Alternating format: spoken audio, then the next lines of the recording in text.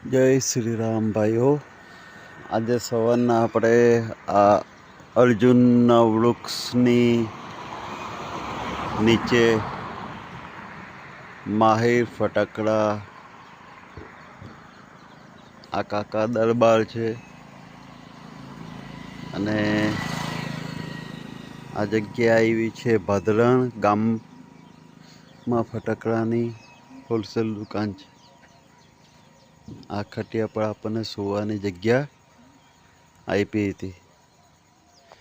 સવારના 7 વાગે આપણે ઊંઘ ખુઈલી છે અને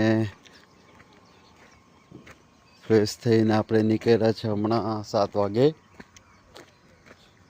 આજે આપણો દિવસ છે 7મો દિવસ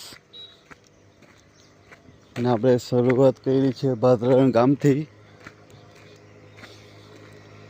જોઈએ